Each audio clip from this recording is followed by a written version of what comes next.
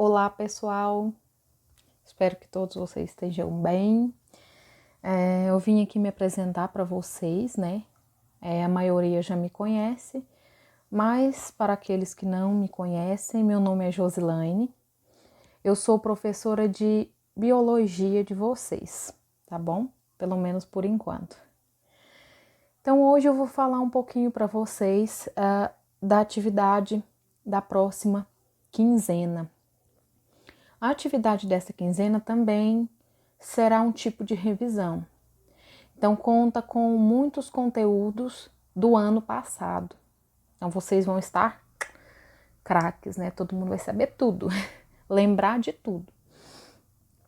Então, eu vou falar um pouquinho para vocês, resumidamente, para vocês lembrarem, né? E vou explicar sobre as atividades, tá bom?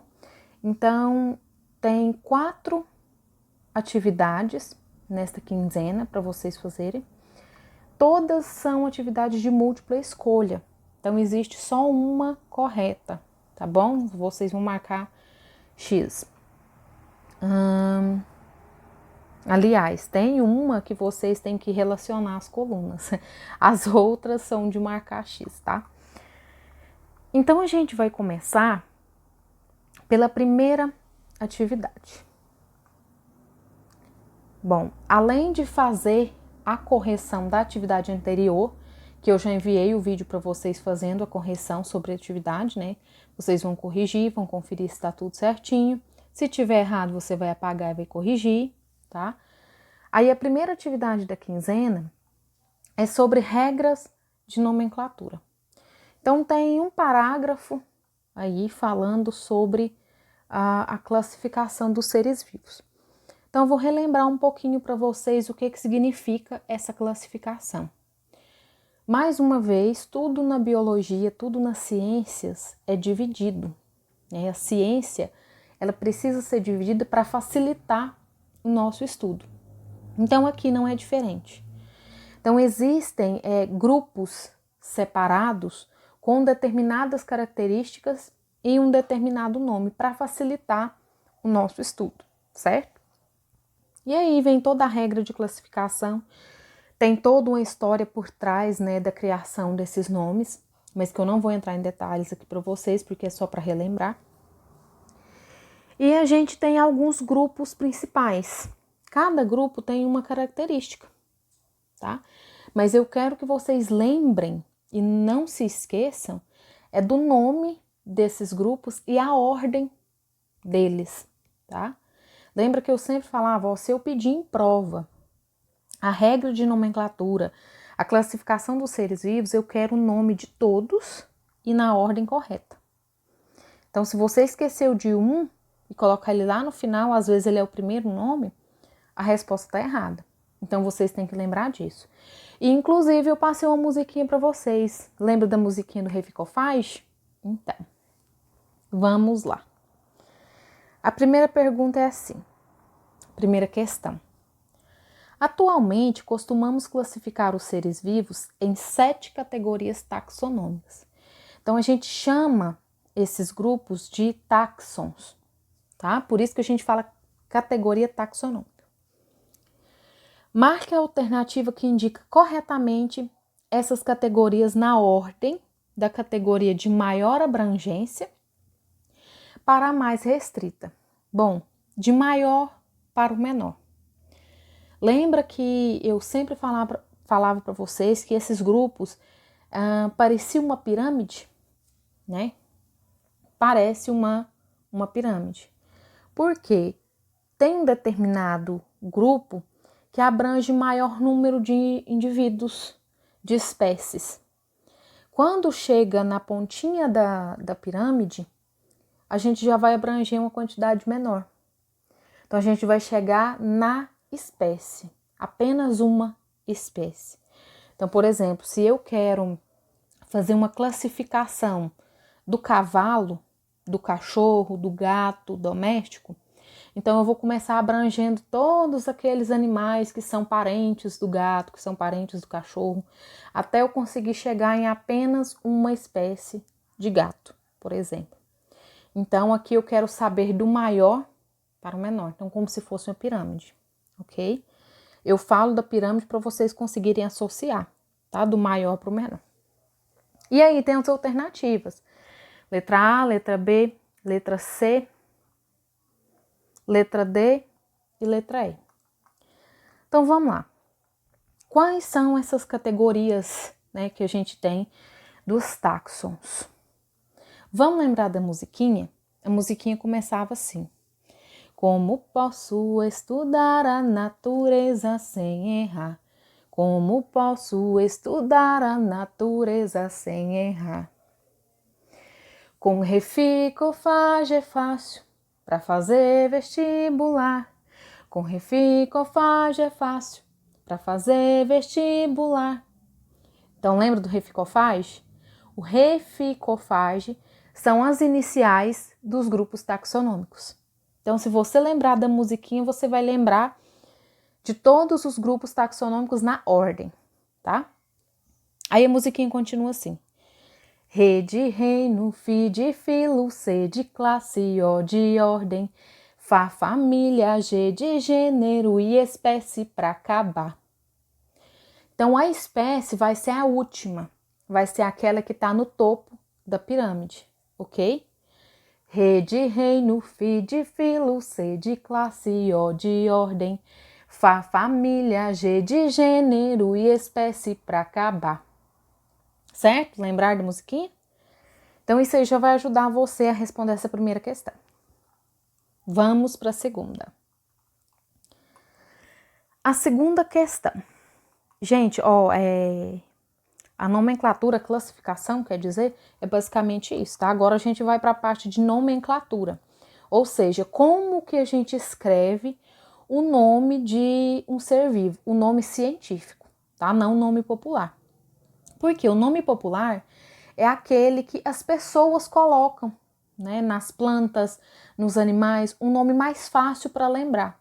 Porque o nome científico geralmente é escrito em latim, né? Então, as pessoas não conseguem pronunciar direito e nem conseguem lembrar, porque geralmente são nomes complicados, nomes difíceis. Então, as pessoas adotam um nome popular, né? Então, a nomenclatura é como que a gente escreve esse nome científico. Primeiro, para que serve o nome científico? Por exemplo, às vezes tem uma determinada aranha aqui em Goiás que a gente conhece ela por um nome vulgar, um nome popular que alguém colocou. Mas se eu chegar lá nos Estados Unidos e for estudar, por exemplo, e eu quero estudar essa mesma aranha, eu quero saber se o comportamento dessa aranha aqui de Goiás é igual lá nos Estados Unidos. Só que lá o nome popular dela é outro. Então, como que eu vou fazer para descobrir sobre essa aranha? Vai ficar complicado, né? Então, por isso que existe o nome científico. Esse nome científico, ele é conhecido em todo lugar do mundo. Qualquer lugar que eu for e falar o nome científico, eles vão saber de qual animal se trata. Então, seria para padronizar, né, os animais encontrados e catalogados. E aí fica mais fácil para estudar, para saber as características, certo? É para isso que serve a nomenclatura. Bom, a gente não escreve o nome científico de qualquer forma. O nome popular, o nome que as pessoas dão para os animais, para as plantas, não tem problema, escreve de qualquer forma. Já o nome científico, ele tem uma regra. E por trás dessa regra também tem toda uma história de como que eles chegaram e tal, né? Mas eu vou passar para vocês lembrarem. Eu sei que vocês já sabem, mas eu vou passar para lembrar. Como que se escreve, tá? Não vou entrar também na história de como chegaram a essa conclusão, tá? Bom, todo nome científico, ele é formado por pelo menos 2 nomes, 2 palavras, tá? Então, ele é binominal. A gente fala de binominal. Bi vem de 2. Então, sempre tem um primeiro nome e um segundo nome. 2 palavras. Para eu escrever o nome científico de qualquer animal, a primeira palavrinha tem que ser com a primeira letra maiúscula. Somente a primeira, tá? a segunda palavra tem que ser toda minúscula. E tem um diferencial. Se você estiver escrevendo no seu caderno a lápis com caneta, você tem que grifar. Você tem que passar um traço embaixo. Ou seja, para mostrar que aquele nome ele é diferente do texto, certo? Se caso você estiver no computador digitando, você pode deixar ele itálico ou negrito, ou itálico ou negrito, e também sublinhar, tá? Então, se você vê um nome científico, por exemplo, da onça, e ele estiver todo em maiúsculo, o nome está errado. Se ele estiver todo em minúsculo, ele está errado. Se ele estiver escrito normal, sem itálico, sem negrito, sem sublinhado, ele também está escrito errado. Então, é sempre uma regra. A primeira letra do primeiro nome é maiúscula e a segunda palavra é toda minúscula. Então, a diferença aí é a primeira letra do nome vai ser maiúsculo, o resto tudo minúsculo, tá? E ele tem que ser diferente do texto, tá bom? Então, a número 2 vai pedir para você marcar a alternativa correta do nome científico do cachorro doméstico. Aqui, o cachorro doméstico tem 3 palavrinhas. Canis lupus familiares. Não muda nada a regra, tá? Então, a regrinha vai continuar do mesmo jeito. Aí tem as alternativas da letra A até a letra E, tá bom? Para você marcar. Não vou falar muito, senão eu vou contar a resposta. Na musiquinha também tem falando sobre a escrita do nome científico. Aí tem lá o refrão, né? Re de reino, fi de filo, C de classe, O de ordem, Fá família, G de gênero e espécie para acabar, né? Aí ela vem falando assim, em seguida, como escrever os nomes científicos. Em itálico ou negrito posso ainda sublinhar, e os nomes científicos compostos vão ficar. Em itálico ou negrito posso ainda sublinhar. Em itálico ou negrito posso ainda sublinhar. De novo.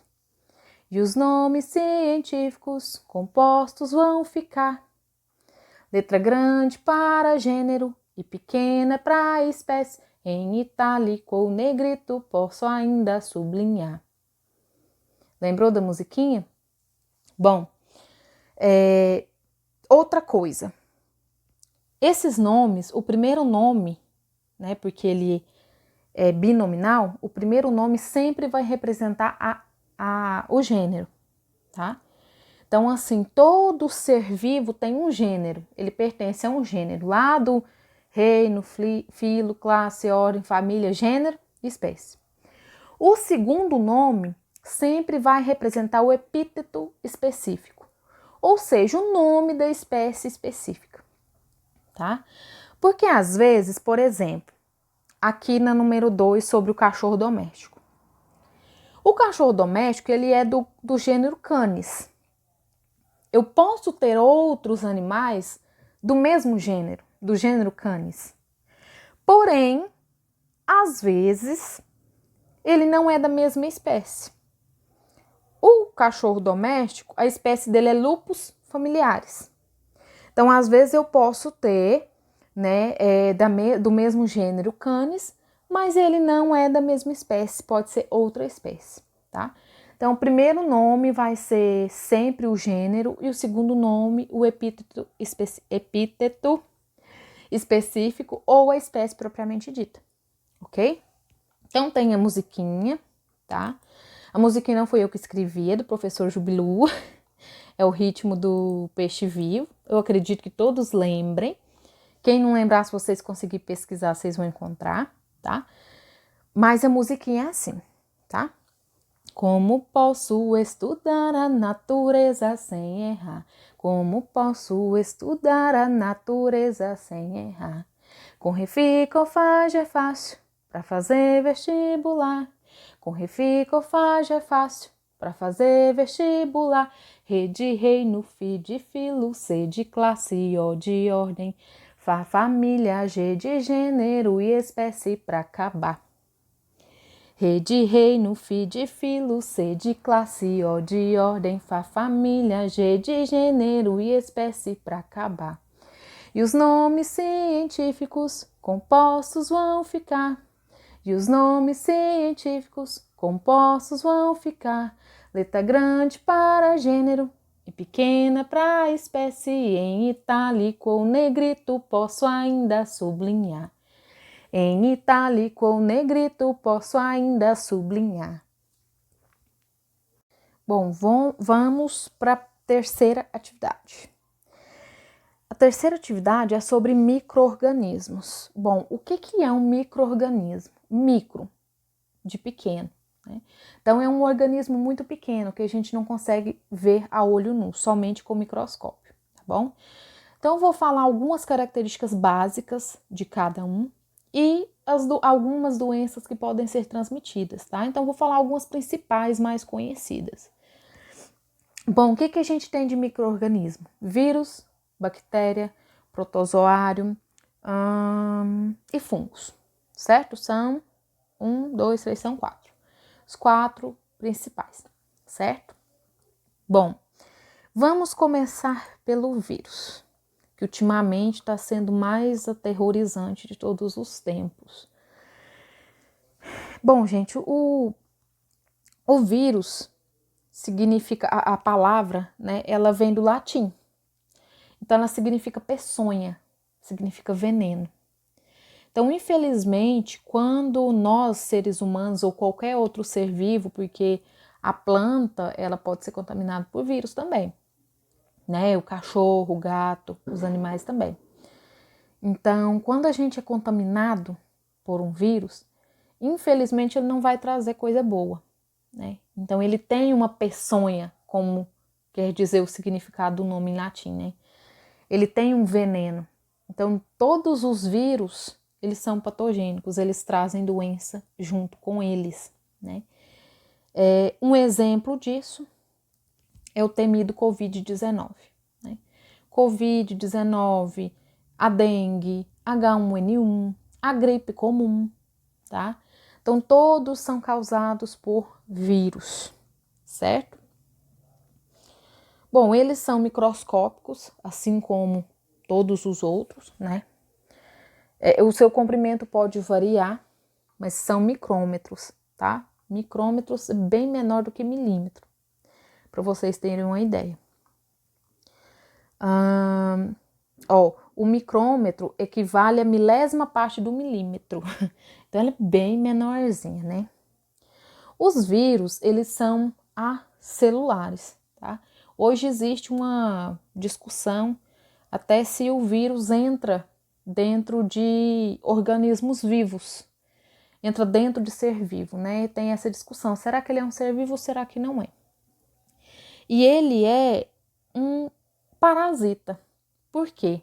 O vírus, ele só consegue sobreviver se ele tiver um hospedeiro, uma célula hospedeira, tá?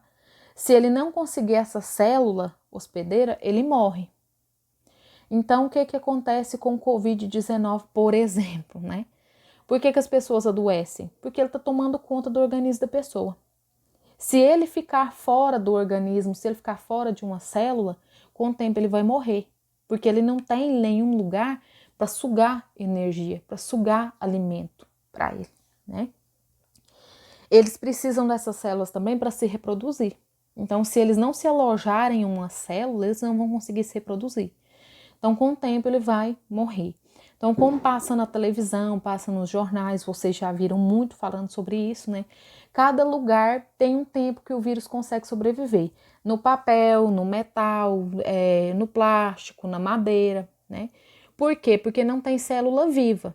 Mas se caso aquele micro-organismo entrar em contato com o nosso corpo, ele vai atingir as nossas células. Aí sim ele vai começar a se reproduzir e se alimentar. Certo? Então, por isso, eles são considerados parasitas celulares obrigatórios. Porque se ele não tiver a célula, ele não vai sobreviver, tá bom? A gente tem diferença entre dois vírus. Porque tem vírus que pode ter o seu material genético, o DNA. E tem outros vírus que pode ter em seu material genético o RNA. DNA, ácido desoxirribonucleico. RNA, ácido ribonucleico. O que muda é a sua estrutura, tá? Porque a função é a mesma, tá? É o material genético do vírus, então vai carregar todas as características. O vírus que possui o DNA, a gente chama de adenovírus, tá bom? E aquele que possui o RNA, a gente chama de retrovírus. Então, às vezes a gente vê falar, o vírus assim, assim, assim é um retrovírus. Então, quer dizer que ele possui um RNA, tá? Não um DNA. Então, a função, gente, é a mesma, é carregar o material genético dele. Tanto o DNA quanto o RNA. Vamos ver o que mais. Bom, o vírus, ele consegue se ligar à nossa célula, a célula do nosso corpo, através de proteínas que ele tem na sua cápsula, certo? Alguns vírus, eles atacam até bactérias. Então, assim, vírus são muito poderosos, tá? Então, ele ataca ser humano, ele ataca planta, inclusive as bactérias. Aí esses vírus que atacam essas bactérias, a gente chama de bacteriófago, tá bom? Vamos ver o que mais que eu preciso passar para vocês, assim.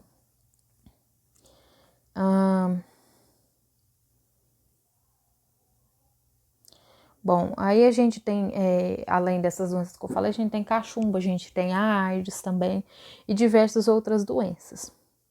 Só que eles têm esse papel, assim, aterrorizante, mas eles são também muito importantes para a ciência, porque algumas vacinas são feitas com o próprio vírus. Então, por exemplo, a H1N1, surgiu a H1N1, mas a vacina que a gente tem hoje, ela é produzida com o vírus morto, né, da H1N1. Então, assim, para a ciência, para a gente estudar, para os cientistas estudarem, é muito importante também, né? Então, eles são utilizados em genética, né? Então, eles, em biologia molecular, acaba ajudando também. Bom, vamos passar para as bactérias. As bactérias são organismos procariontes. O que é isso, um organismo procarionte? Isso é lá do primeiro ano, quando a gente vê célula. O organismo procarionte quer dizer que ele não tem um núcleo individualizado guardando o seu DNA, tá? Ele não tem um núcleo bonitinho, redondinho lá guardando o material genético, tá? O material genético ele fica disperso, ok? Essa é a principal característica, lógico que tem outras. São seres microscópicos também e surgiram na Terra há mais de 4 bilhões de anos. Até porque o primeiro ser vivo da Terra foi uma bactéria, né? Só para lembrar. Gente, bactéria é um ser muito simples, tá? Alguns possuem flagelos, possuem cílios para ajudar na locomoção. E ela tem a parede celular e a membrana plasmática. Então, lá na membrana plasmática vai ficar disperso, né, na membrana plasmática, que é um meio mais fluido, mais líquido, vai ficar disperso todas as organelas, como, por exemplo, os ribossomos, tá? E aí vai ficar ali também mais no meio o material genético, só que não vai ter um núcleo, né? O material genético vai ficar ali, mas não vai ter um núcleo, tá? A parede celular, como o próprio nome fala, é para proteger a célula, é uma parede, tá bom? Serve de proteção. Vamos ver. Habitam mais diversos animais, pode ser encontrado em locais diferentes. Locais diferentes, bem lembrado.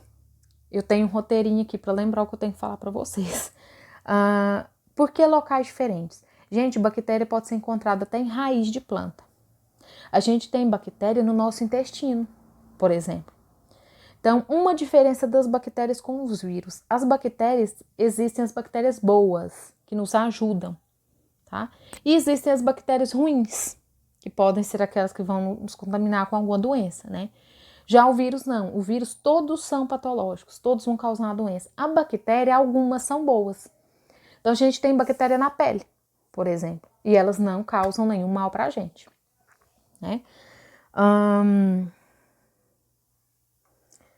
Vamos ver o que mais. Ó, o corpo da bactéria é revestido pela parede celular, que eu já falei para vocês, que é uma estrutura mais rígida.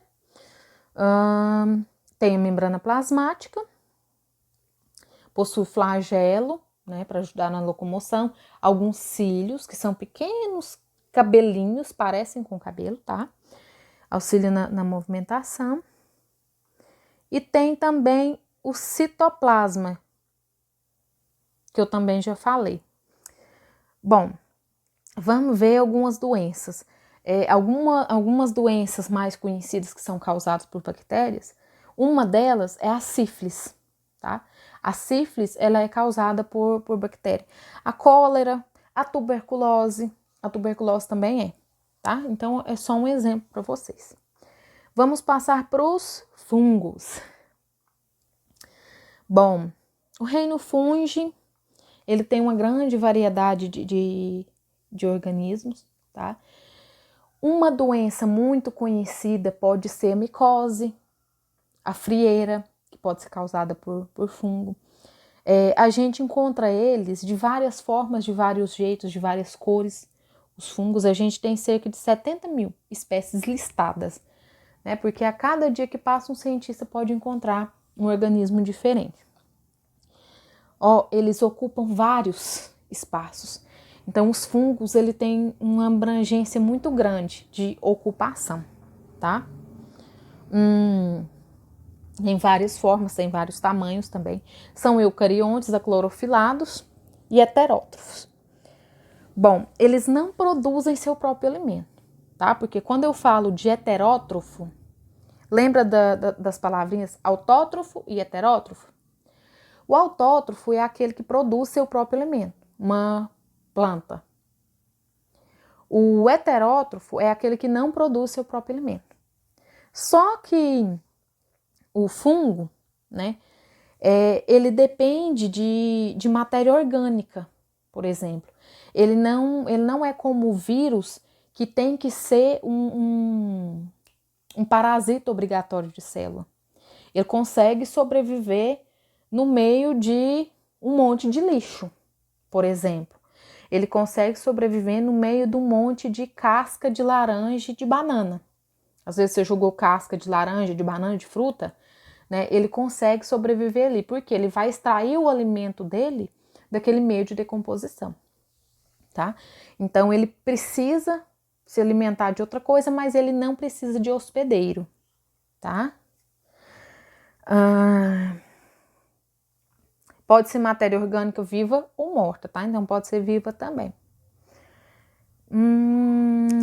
Vamos ver o que mais. Eles possuem 2 classes, que eu não vou passar para vocês. Um exemplo de fungo unicelular é a levedura. Então, vocês já devem ter ouvido falar da levedura, né? Os fungos geralmente são muito utilizados em bebidas alcoólicas, cervejas, vinhos e também para pães. Então, aqui mais um diferencial, né? Os fungos, eles podem nos trazer doenças, assim como as que eu citei, mas eles também são muito importantes para a gastronomia, né? Para bebida, para comida. Então, ele também tem um lado bom, tá? Não é todo fungo que é ruim, que é mal. Tem aquele fungo que é bonzinho, certo? Vamos passar para os protozoários. Gente, eu tô fazendo um resumão, tá? Se a gente for falar de cada um, é muita coisa. Vamos lá. Os protozoários também são seres unicelulares, eucariontes e heterótrofos, da mesma forma, tá? Bom, eles possuem pseudópodes, cílios ou flagelos, tá? Pseudópodes são falsos pés, né? Pseudo vem de falso. São falsos pés que eles têm para poder se locomover. Aí a gente tem 4 filos, que eu também não vou passar para vocês. Por que eu tô falando de classe de filo? Para vocês lembrarem. Lembra do reficofage? Então, todos têm uma classe, todos têm um reino, todos têm um filo. todo animal vivo, todo ser vivo, tá? Só que a gente não passa tudo para vocês, porque não tem necessidade de vocês saberem tudo isso, pelo menos por enquanto. Bom, eles realizam trocas gasosas, excretas, né? Então aqui eles já são um organismo mais completo, digamos assim. Excreção de substância através da membrana plasmática. Diferente da bactéria, do vírus, né? Que não tinha muito isso para fazer, certo? Vamos ver. Reprodução, assim como o vírus, bactéria pode ser sexuada ou assexuada. Bom, muitos protistas são parasitas. Então aqui já parece muito com o vírus. Não são todos, sempre tem exceção. Mas a maioria, muitos deles são parasitas, ou seja, precisa de um hospedeiro para se alimentar. E aí acaba, né, provocando uma doença em seres humanos e animais. Por exemplo, existe a disenteria, né? A disenteria mebiana. Ou até mesmo simples diarreia. Dependendo da diarreia que você tiver, ela pode ser causada por um parasita, tá? Um parasita um protozoário, tá? Um protozoário que na verdade é um parasita, né? E a gente tem também, além da disenteria mebiana, a gente tem um nome bem conhecido, que quando eu falar aqui para vocês o nome científico, vocês vão lembrar. Leishmania brasiliensis. Ela tem um flagelo que provoca a úlcera de Bauru, tá? Então, provavelmente vocês já ouviram falar desse nome científico, Leishmania brasiliensis. E a gente tem também o plasmódio. O plasmódio é o mais conhecido das doenças, né? Porque ele infecta mosquito. E aí, quando esse mosquito, ele é infectado, não é qualquer mosquito, tá? É um mosquito do gênero Anopheles. Então, quando esse mosquito ele é infectado e pica alguém, vem e me pica, ele pode transmitir a malária, tá? Então, o plasmódio SP é o que causa a malária na pessoa, certo? Bom, aí vem a terceira atividade, né? Vocês vão relacionar a coluna para mim. Então, tá indo da letra A até a letra D com o nome dos micro-organismos, bactéria, fungo, protozoário, tá? E embaixo tem o nome de uma doença. Então, você vai relacionar para mim qual que é do fungo, qual que é da bactéria, qual que é do vírus, ok? E por último, gente, a quarta atividade que é sobre o reino plant, ou as plantas, né? Bom, as plantas, elas são classificadas em grupos também. Então, a gente tem as fanerógamas, as criptógamas. E dentro desses dois grupos, a gente ainda subdivide, né? Em briófita, pteridófita, gimnosperma, angiosperma, né? Então, cada uma também tem uma característica. A diferença entre esses grupos é se possui flor, se possui semente, se possui fruto, o tipo da folha, é o tipo do caule, o tipo da raiz, né? Então, as diferenças entre eles são basicamente essas, né? Se elas são vasculares ou avasculares, se possuem vasos condutores de seiva, que é o xilema e o floema, né? E é um grupo muito, muito extenso, muito grande. Então, se eu for falar de tudo para vocês, a gente vai ficar um tempão aqui. Não é esse o sentido, né? Porque eu acredito que vocês lembrem do que a gente estudou ano passado. Então, a gente tem as plantas avasculares, que são aquelas que não possuem vasos condutores de seiva. A seiva é o alimento da planta, tá? Então, elas se alimentam de outra forma. Geralmente é por célula. Uma célula vai passar um alimento para outra, tá? Aí a gente tem alguns filos.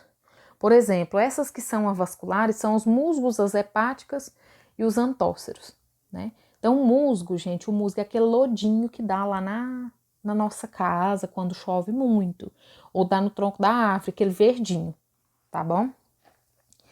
E a gente tem também as vasculares. As vasculares são as samambaias, avencas, todas essas outras plantas maiores são vasculares, tá? Os licopódios, as cavalinhas, tá?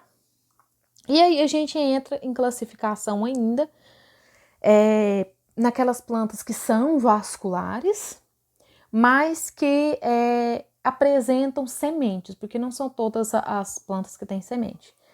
Aí a gente tem as gimnospermas e as angiospermas. Por exemplo, a gente tem os pinheiros, né? A gente tem os cipestres, as cicas, as guinetáceas e as gincobilobas. Bom, gincobilobas a gente costuma encontrar por aqui no Cerrado, tá? Então, é exemplo de algumas plantas, né, que são vasculares e que possuem frutos, tá?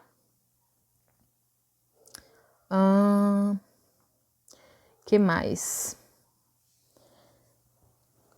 Perdão, gente. Possuem frutos? Não, possuem sementes, tá? Falei errado. Agora sim, as vasculares, os vegetais vasculares que possuem vasos condutores e que apresentam frutos. A anterior são as que apresentam sementes, eu falei errado, tá? Agora as que apresentam flores e frutos. Então a gente tem as angiospermas. Então são todas as árvores que têm fruto. Por exemplo, a macieira, um limoeiro, o pé de manga, né? O pé de mamão. Todos esses, então, entram no grupo de angiospermas, certo? O que vocês vão fazer? Vocês vão marcar para mim o grupo de vegetal que apresenta semente. Só isso. Aí tem a letra A até a letra E. Você vai ler, vai pensar direitinho, pesquisar onde você quiser e marcar a alternativa correta. Depois, em seguida, no finalzinho da quinzena, eu mando as respostas para vocês. Beleza?